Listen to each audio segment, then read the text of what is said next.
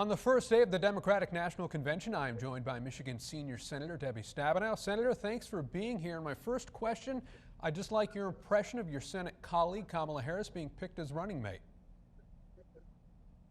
Well, it's wonderful to be with you, and I have to tell you, I feel so excited about my friend Kamala Harris. We have been working together on many different issues, and I'll never forget the first conversation we had. We were a group of us talking about what we were going to be focusing on coming into the new Senate a couple of years ago, and she said her agenda was the 3 a.m. agenda for families, what keeps them up at night or wakes them up at 3 a.m. worrying about their kids. So their health care, where their kids going to have enough food to eat, were they going to have a good enough job to be able to take care of their kids and have a roof over their heads. And she was so passionate about that.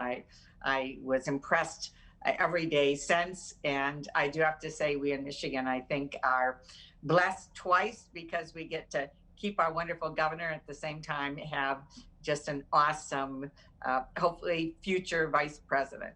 Okay, 2016 was not a good year for Democrats, presidency, House, or Senate. The convention is all about messaging. What did the Democrats have to do or say differently to avoid what happened 4 years ago? Well, first of all, this is all about what's happening in Michigan and across the country to our families right now. You know, I am very confident that Joe Biden and Kamala Harris are going to get our country back on track. We're going to have a national unified effort to tackle this pandemic, to keep all of us and our families safe and save lives. And they understand you have to tackle the pandemic in order to be able to safely reopen the economy and our schools, all of which need to happen as quickly as possible. They get it. They understand what needs to be done, and they have the leadership qualities to do it. And on top of that, it's so important we just stop the chaos and the division. And this is a ticket, Joe Biden, Kamala Harris, who understand that we need to come together as a country, respect each other, care about just common decency with one another. And I don't know, I think like everybody else, I'm pretty tired of the division and chaos that's been happening. It's time to take a deep breath and to be able to heal the country.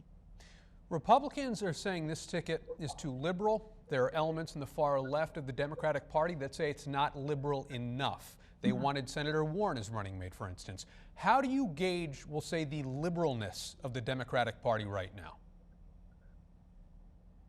Well, to me, it's not about artificial labels. It's about what we care about, and it's about who we're fighting for. It's about all the folks that have not been on President Trump's agenda. Frankly, the wealthy have done really, really well, and everybody else is sliding backwards. I know our family farmers in Michigan, our fruits and vegetable growers, our small businesses aren't getting the support that they need to be able to continue. We need them to continue and to thrive. So it's about who your priorities are.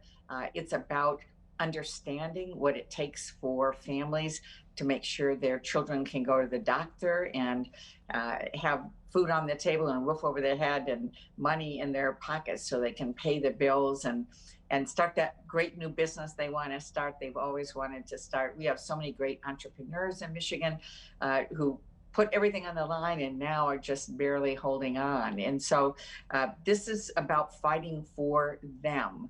And what I see in the Biden-Harris agenda really is Michigan written on every page. Okay, well, let's talk about those priorities you alluded to a moment ago. If speakers at this Democratic convention get up and start talking about universal health care, universal basic income, and Green New Deals, are those winning issues for the Democratic Party right now?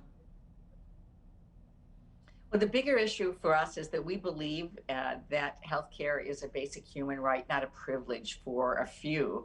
This president has been ripping apart the basics of healthcare. He's now supporting a court case that would rip apart the basic healthcare coverage, and no matter what they say, it would take away coverage for people with pre-existing conditions. He has tried to undermine Medicare and Medicaid and now Social Security. So when we talk about things like healthcare, we have lots of different ideas in our party, but they all start with we want people to have healthcare and we want to lower costs of prescription drugs, not raise them. And so the Republican Party has done everything they can to try to take away healthcare for people. And we're doing everything we can with lots of different ideas about how do we move forward and make sure that people have affordable healthcare for their families. Okay, and real quick before I let you go, could I have you comment on things like Green New Deal? Do you want to hear more talk about those types of, further left issues? Well, what I want to see is more jobs in clean energy sector. We're actually number one in Michigan in new clean energy jobs right now. And so what I want to see is an effort where we are using our great manufacturing talent for the new kinds of technology, whether that is electric vehicles or wind or solar or biofuels. And so it's the broader issue, again, differences of opinion about exactly how to put it together, but there is no question that Michigan benefits when we are talking about making things in America, including clean energy jobs. All right. Senator Debbie Stabenow, it is certainly an election season and a convention season unlike any we have ever seen. We very much appreciate your time. That's you right. continue to be well and enjoy the convention. Thanks very much.